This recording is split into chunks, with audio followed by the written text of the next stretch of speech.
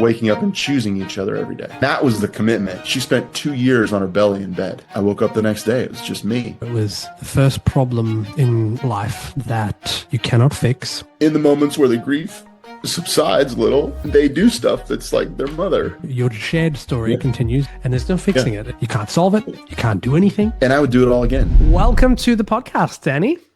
Thank you. I'm happy to be here. I'm honored to be here. Thanks, man. Really.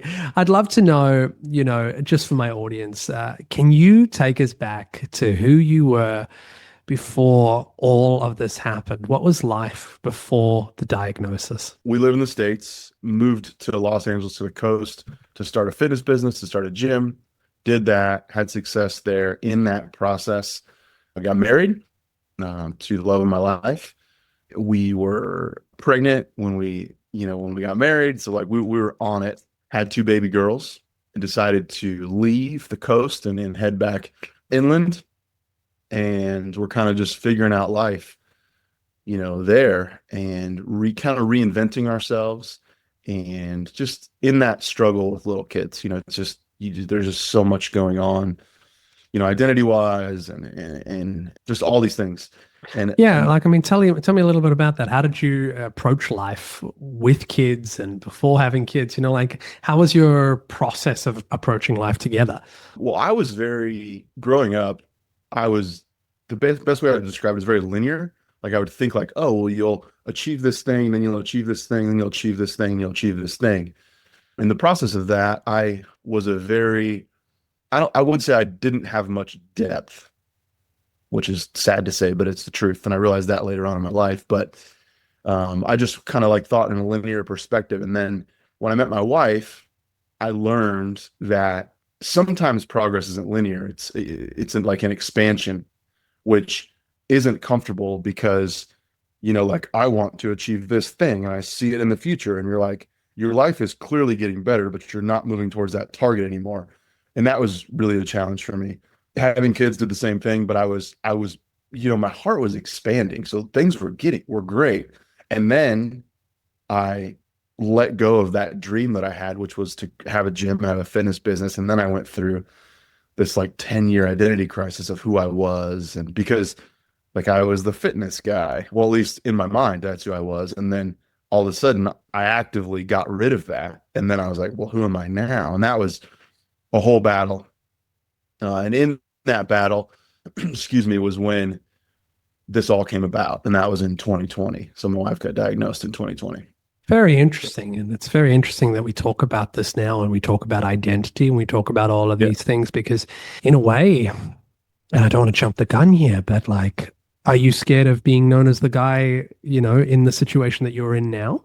The guy who's lost a wife? I don't want to be, I don't want to be crass with that. I mean that with all love.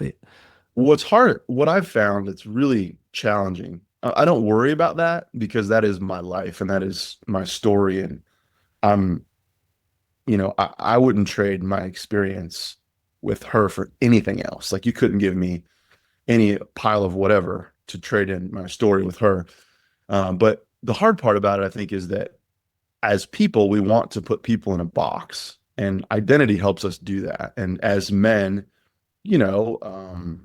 profession is one thing that's like really easy to do. Okay, what do you do? What do you do? Well, but the hardest thing that I figured out is like, if I told you who I was and then, you told me who you thought I was, and then 5 other people did, no one describes the same person, right? So identity is not a realistic thing. It's a carrot that we hold in the future that we can go after. It's when we hold that as our definition that we get crushed. And I'll use myself as an example. Like if my entire identity of my entire life was being a husband, I'm no longer a husband. So what happens now? That's a really hard reality. And I'm very blessed to have dealt with, like, let's say the identity dragon before this came about, because professionally, I got derailed for 10 years and I was really spinning and struggling. And I finally figured that piece out. But if that came about now, like with what I'm currently dealing with, I don't know that I just wouldn't be sunburnt in a ditch, And so I don't know. There's so It was much. the most, yeah, that's a lot. There's a lot. That was one of the most powerful lines I've heard in regard to, I'm not a husband now. Do you really believe that? Or do you believe that that lasts and goes on with you, you know? I mean, it's a weird reality and a weird space because I still love her and we have our kids and we have our life and but I think the harsh reality is that she's not here anymore. And she will always live in my heart. And in a black and white perspective, I'm not a husband anymore, but I wear my ring. Yeah, I get that. What was the moment you Like knew that? I'm on, I'm on the same path that I was on. And that's hard to come to terms with too, because, someone's timeline ends and it's like, well, we had all these things we wanted to do. And this life we had committed to and we're living that's now gone. And I didn't ask for this to do this by myself, yet I am. And so in that, I think I've began to come to terms with carrying the torch for us alone, which is terrible. But it's also kind of I feel like it's the only choice, right? Yeah, Because I'm not gonna like try to forget. I'm not gonna like try to mute it out, or I'm not gonna it is, and that's the reality of our situation. I get that. And what I see here is like a really beautiful thing where, as you said, your story continues. You know, your shared story Yeah. continues. Yes, you're holding the flame, and to me, it just doesn't seem so black and white. Like it cannot be that black and white. And you as a husband is not that. Like the husband is not the physical of it. You know, it's kind of what Yeah. we embody in a weird way because you still embody a lot of Yeah. that, even though you might end up one day with another woman, and maybe that might be the hardest thing to even think of. I don't know, but you embody that, and I see that within you. You know, you're carrying that torch, and I respect that. I really do. Yeah. It's very, I don't know. There's just so many things that are so odd about the whole experience. But one thing that we learned, my wife and I, was so I thought growing up that marriage was a destination. I was like, oh, you get married and then like you're good. Like you did the thing and you're there, you're like in the room and you're good. You're like, it's it, which is flawed, I will say. And then she didn't want to get married. She always wanted to have kids, but she didn't want to get married. Well, I wouldn't say that's flawed, but we met and decided to create a union, right? But in that, I think we both realized that it wasn't actually about the legal, the ring. Like that's not the thing. The thing was waking up and choosing each other every day. That was the commitment. And so, and like I said, I was flawed in my approach before, but I began to realize through my love for her that I had to show up every day for us. And then that got amplified in the end when she wasn't able to do much. And I was just, that was what I was doing. Right. And so I still choose her. So are we married? No, but Mhm. that's like, I think you it's not you the, hit on something you hit on something really beautiful there, and I think this is the thing. I think maybe a lot of reasons why people actually don't necessarily feel like they want to get married now is because we do see a lot of this. Not propaganda, that's a strong word here, but just in this terms of marriage as a happily ever after. And we've seen that in, media, and we've seen that in pop culture for maybe the last, what are we talking? Probably 100 years since movies sort of started, and even the yeah, silent movies, this love as being this, you know what? You love each other. That's it. Well done. Happily ever after. And I think we do have a lot of people rebelling against that. But I think the marriage itself is a lot more sacred than that because there is a lot of choosing each other every single day. well, Every I mean, single day. and I think of it now as like going through what we've been through is like, you know, I think marriage feels like an answer at a certain point in your life. Like it feels like the next thing that you should do or something. And what you don't see is that when you get married, you're just like stepping up to the base of a mountain. Like marriage is hard. Like it's really hard. And it's hard to like to decide to commit to someone, like really do it, like legally, like you're like now I'm bound to this commitment and hoping that they're gonna do the same. I think that's a That's a brilliant analogy, is to arrive at the bottom of the mountain. Here's what I'm gonna do. I'm gonna take my sword and I'm gonna lay it down, and I'm gonna I'm committing to you Mm, in hopes that that thing gets reciprocated, right? mm. And if it doesn't, you have a problem, right? And so it's just really, I learned that the commitment that we all think it is, which I had this flawed perspective of, was like, no, man, you just got to show up for someone every day, and Mhm. that's what it is. I think And, your metaphor is actually even quite powerful though, and it's even more powerful than the other person not reciprocating. It's this it's this idea that when you climb that, you forsake other mountains and you choose well, this you do mountain. because You have yeah, to. You have to. And you do what you can while on that mountain together. You can't do anything else with it. Um, I I hate to ask you this really personal question, but how does it feel knowing that you have to walk alone? Like, have you thought about what that looks like for you going forward and for your kids? I mean, I guess that's the thing is you did start this mountain and you have kids involved. And that for me makes it feel like you're at least walking with them, right? If you're listening to the show, you're already asking the right question. How do I show up better? Maybe things feel harder than they should at home. Maybe you know something needs to shift, but you're just not sure where to start. Here's what I know. You're not lazy, you're not broken, you just never got the manual. Nobody teaches men how to be husbands. Nobody shows you how to navigate the hard conversations, regulate your emotions, or turn your marriage into an actual team. That's why I created Better Husband in 2-Minute Emails. It's one email every Saturday morning with one tool you can use that week. There's no therapy speak, no blame, just the skills that actually move the needle. 2 minutes, one Saturday morning, that's your entry point.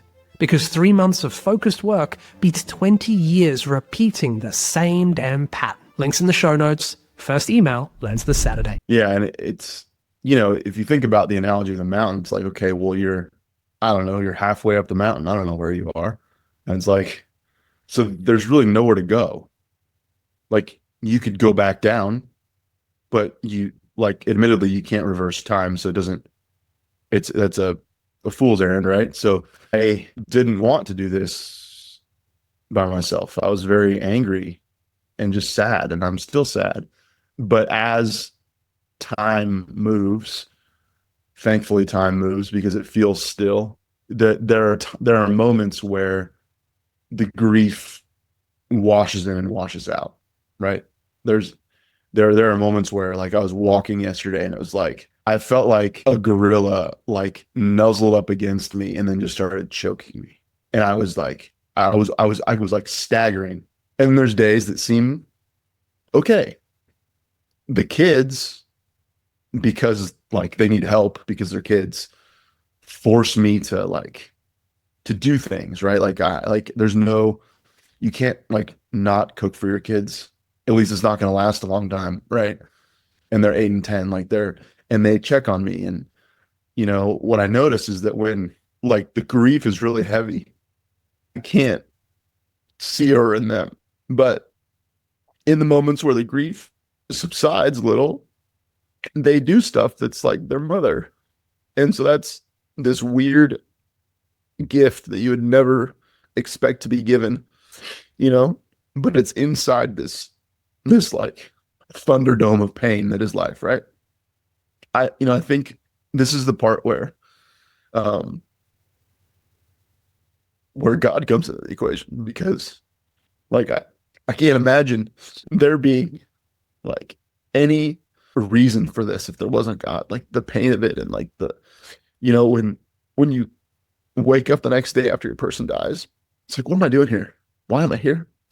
Because I can't see any reason that I would go through all this pain because it doesn't go away. I mean, she's been gone for almost, I don't know, 6 or 7 months, and just past a couple 100 days. And it doesn't go away. I mean, and that's, I don't know, it's just what we're here doing, And so I think it's that, okay, if I'm going to do something in my life, if I'm going to like continue, the steps I make are going to be purposeful steps. Otherwise, I'm not doing it. Now, I'm not the person who's like, I'm not going to go off myself. That's not me. That's not my mindset. But what does purposeful steps mean to you? connection with people, things like this.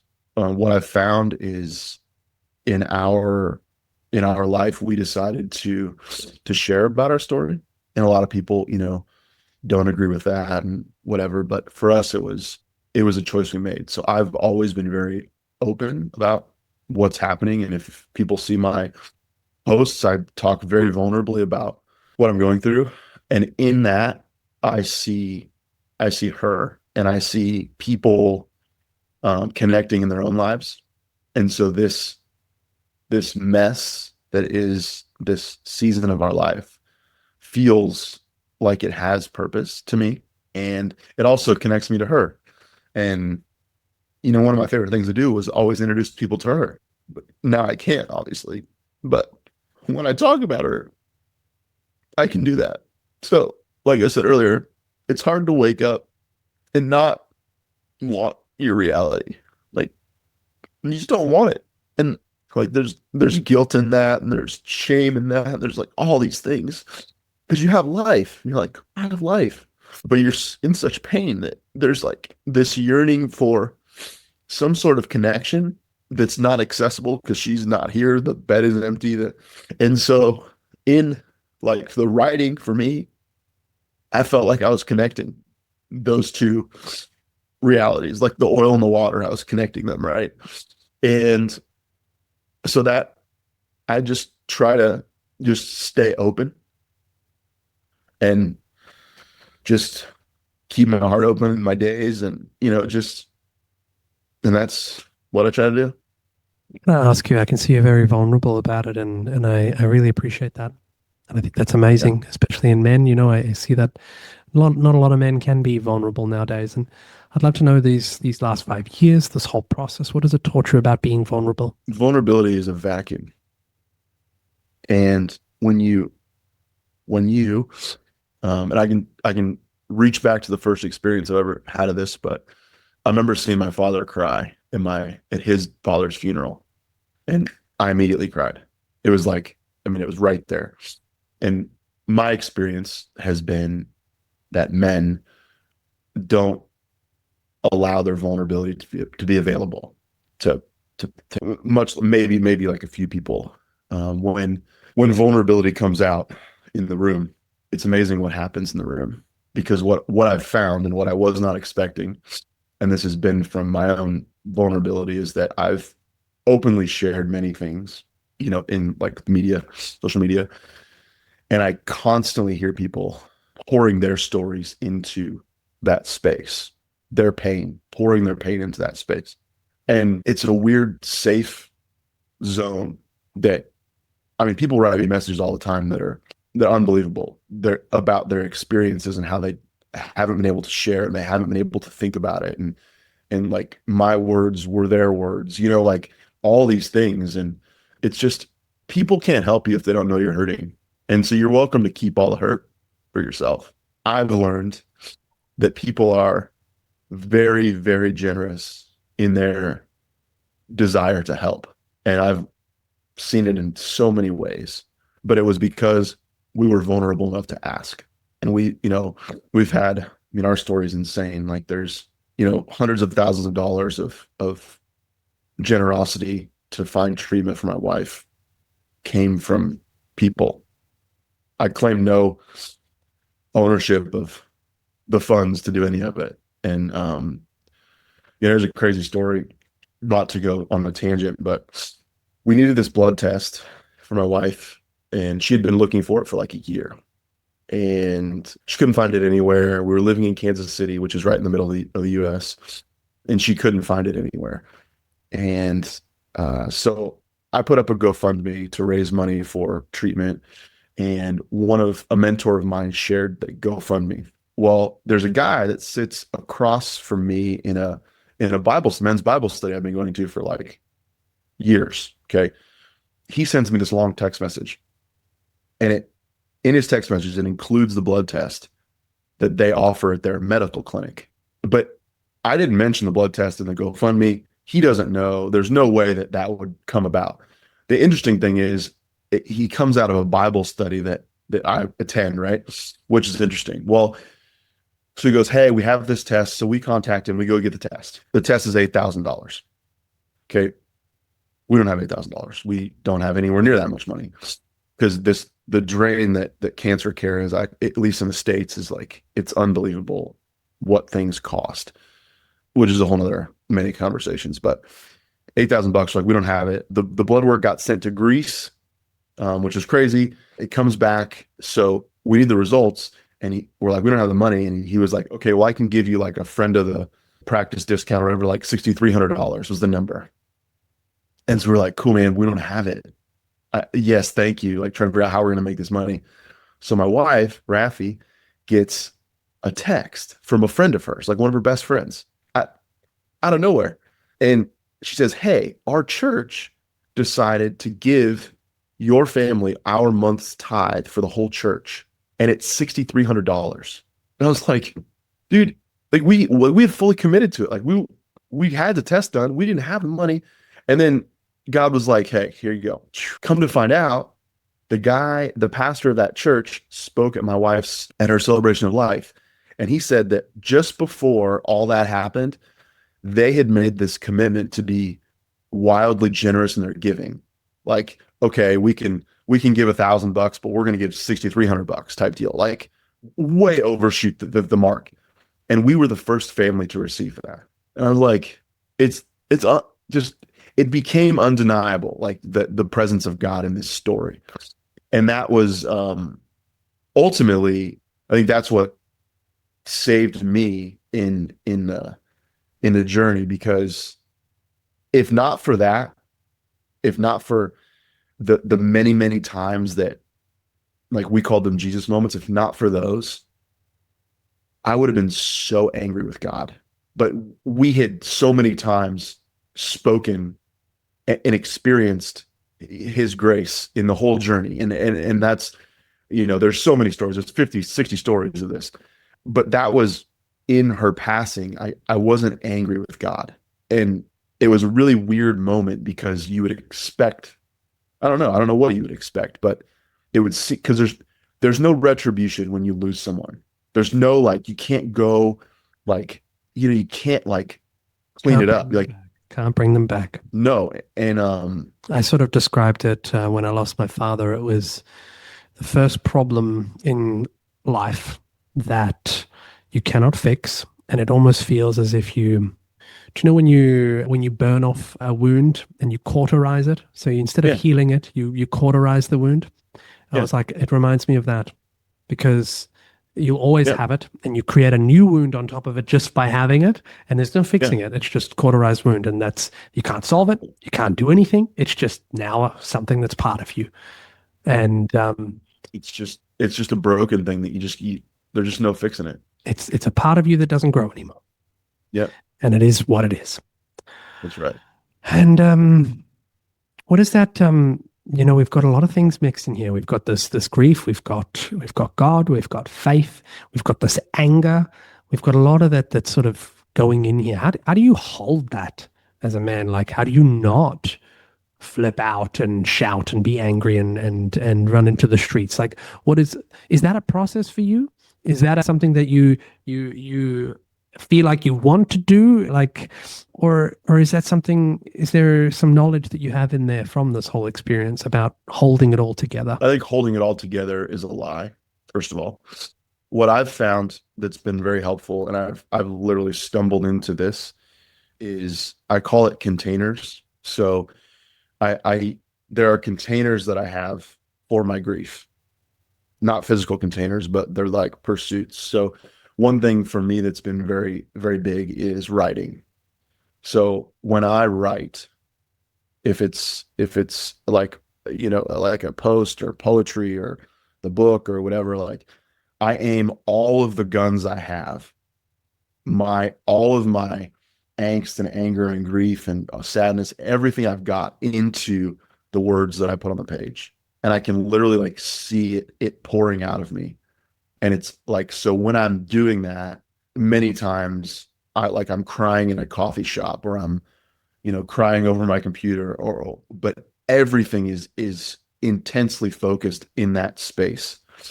And so for me, that writing I would consider a container for grief. And I use that daily. I also, something that I kind of stumbled into was I walk with a weighted vest.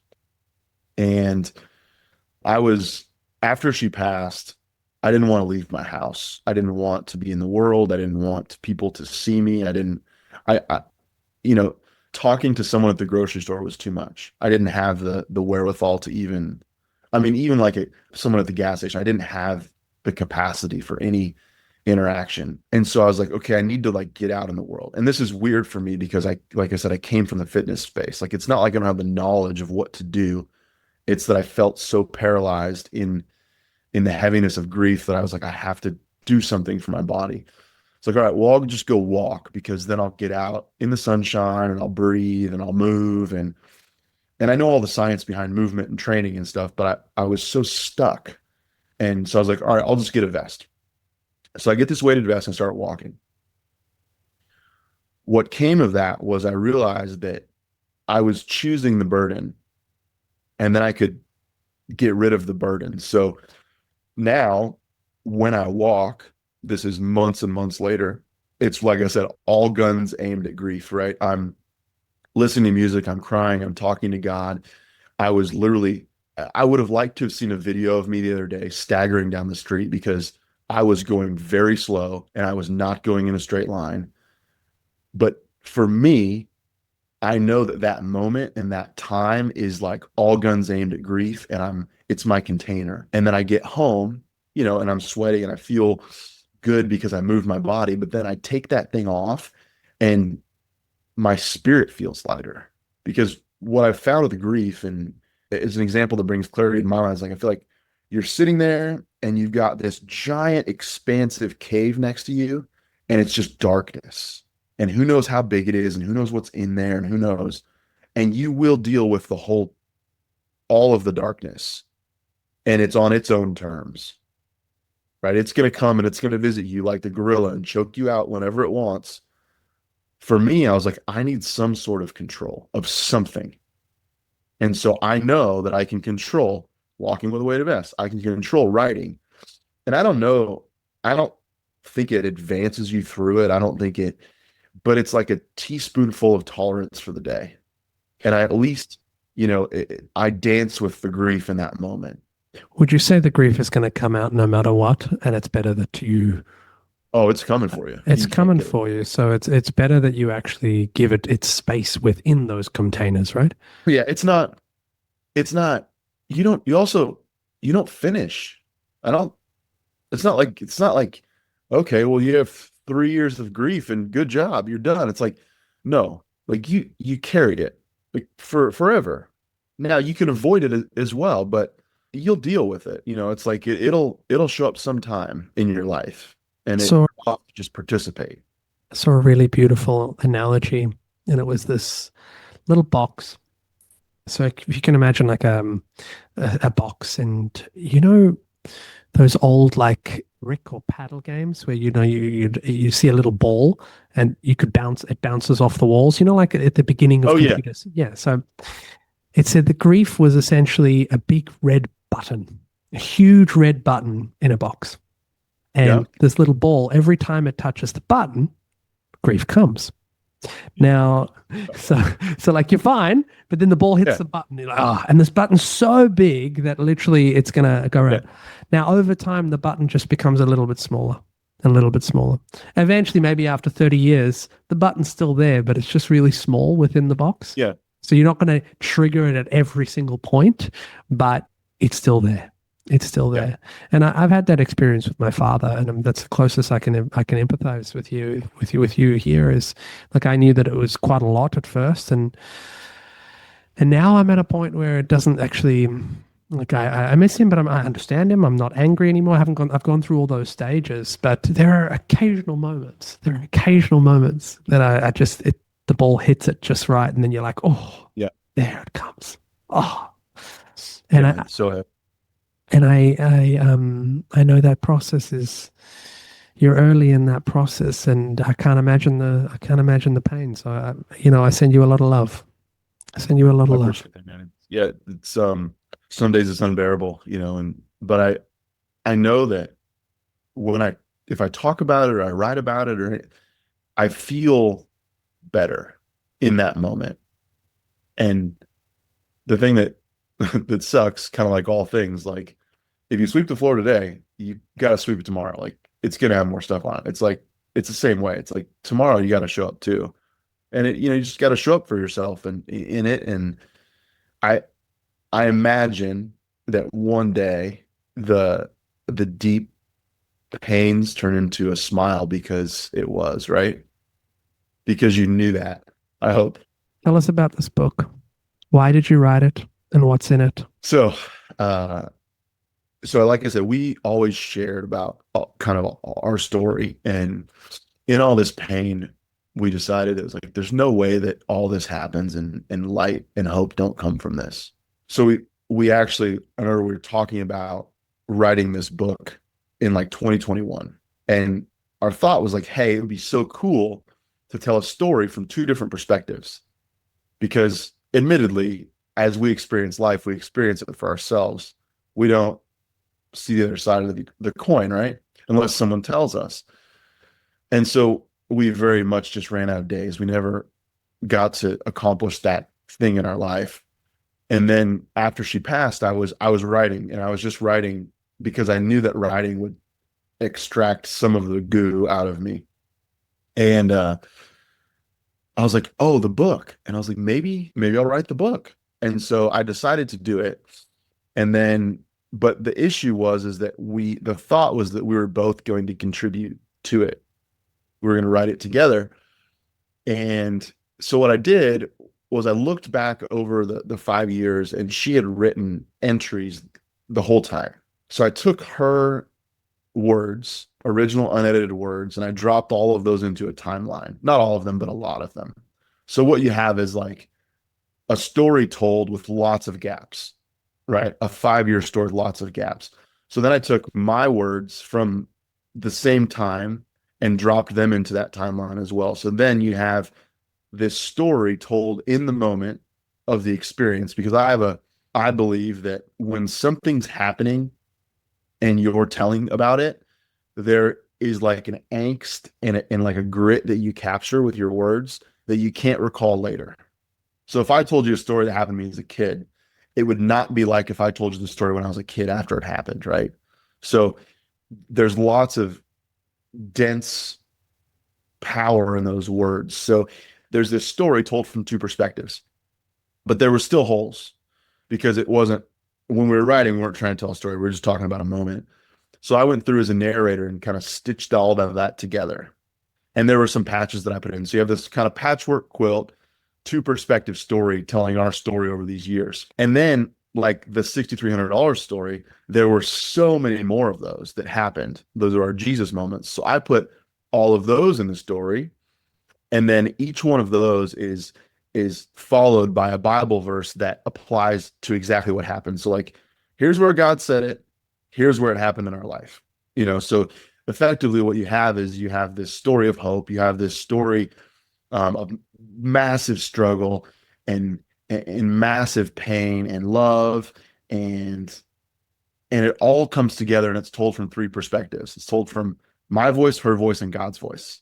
And so it is our story of all of these years, and it doesn't end at her passing, which I think is very important, because in my experience in losing her, I thought I had kind of run it out in my mind what it would be like losing someone and being in my position now and living with them not here.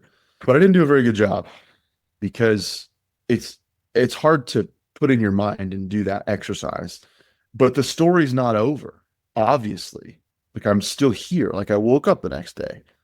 Oh, our kids are still here. Like they're my perspective of life and the experience was too small, because the experience is larger, and there's a reason for that. And I was caught in the same trap I think everyone else is. I thought death was the end. It's not the end. Okay. So there are bigger questions that need to be asked. And that's the purpose of this. Like, yes, we did lose her, and yet we're still here. And there has to be some thought around that, right? So there's more to the book and there's more beauty in the story. And there were some really profound things that happened that I share that I believe will bring people hope, because I know the moment where you think it's over, but it's so clearly not over. And that's really hard to reconcile in your mind. So yeah, so the book is, it will be delivered to my house in a month, and then I'm sending out all the copies that have been pre-purchased, and then it's still available, of course. But yeah, it, it was there's a so much heart in that book, and like I said, her original words are in there, and it was interesting. Like I was talking about perspectives, like me going back, putting the book together, and reading what she wrote about things that I was involved in was really eye-opening, because I hadn't read those words before. Like if you're a person's journaling, you're not reading their journal, like I was there, but it was really eye-opening. And I think there's just so much in that book, and she was just magnificent. And to think that, 1,592 days was from her diagnosis to the day she passed. And she was in pain every single day, I'm sure of it. I mean, like searing pain. She spent 2 years on her belly in bed. She couldn't sit. She could hardly walk. I mean, and she still showed up in her life with joy for me and the girls, and was a loving mother, a loving wife. Like she was just beyond. And so that her story has to be told. Like there's no way all this happens. And it just, there's no way. So the book is there. It's beautiful. What would you love somebody who reads the book, somebody who listens to you, what would you love for them to understand? I say this because I know who I was before all this happened. I I wish that I could like take like urgency to like swim inside your moments and place it in your heart, because there's so many things in our life that pull from like our focus on our people and on the things we actually love. Like I, in the course of this time, lost 2 jobs, got fired from them, and they would never tell you this, but they fired me because I picked my wife and my family over my job. And we lost a house, and we ran out of money so many times. We had to move so many times, and I would do it all again. And I realized that things get taken away from you, and I talk about it many times, like it's an unlayering in your life. And unfortunately, I think we as humans pour all of everything we've got into, a job or family or kids or whatever. And it's like, there will come a day when it's just you. And that's a very hard realization, because in that day, if you haven't poured into yourself and you haven't worked on your connection with God, it's a very hard conversation, because you're just there, but it's just you. And that was, that's what I found when I woke up the next day. It was just me. My wife wasn't there anymore. And so I was like, okay, well, why am I here? Who am I? Okay, God, what's going on? Like these are the questions and these are the things that they may as well be written on your walls, because they're not going out of your mind. You can't drink them away. You can't, just go have sex with a bunch of people and it goes away. You can't drug them away. You can't do that. Like they're etched in your psyche, because the pain that you're dealing with demands an answer. And so if I can tell my story in such a way that puts that in your heart, that urgency to like, look, man, I got to show up today. Because I mean, I don't know if you guys follow what's happened here, but I live in Texas, and these floods down here just swept away hundreds and hundreds of people in a camp and RVs and houses, and there are missing children and missing people. And it's like, man, we got right now, and stuff goes away. And so if I could just take that and put it in your heart, and cause you to invest in your life today, and maybe it's having a conversation, maybe it's telling someone you love them, maybe it's saying you're sorry, whatever the thing, everyone knows the next thing is for them. Maybe it's putting your phone down and paying attention to your kids. I don't know what it is, but we got to stay plugged in.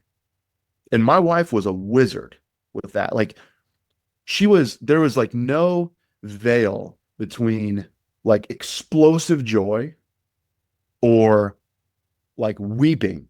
There was no veil. Me, like if I feel something because of how I was raised, man, I gotta like engage. Like if a sad thing happens, I have to like work to to feel. It was just there, man. It was so beautiful. It would engulf you. Like you would see it and you like she would laugh and it was like you feel like the party just showed up and you were the guest of honor and she's laughing. You're like, it was what a gift to be that engaged in your life because most of us aren't. And I know that because I'm a guilty party, but I, I hope that it doesn't take this much pain in your life to turn you on because we all have our layers of things we hide behind, whatever, pick your poison, whatever that. I love that. I love that so much. Thank you so much for your honesty, for your vulnerability.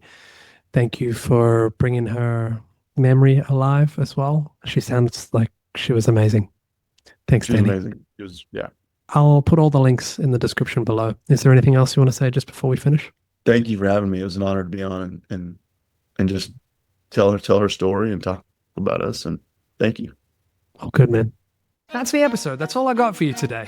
I just want you to remember you're not alone in this. Make sure you subscribe to stay connected, of course, and comment your win, because every time a man sees other men winning, they don't feel alone anymore, and I love that. Tools are in the show notes, starting with the Better Husband in 2-minute emails. Let's build this together. I'll see you next week.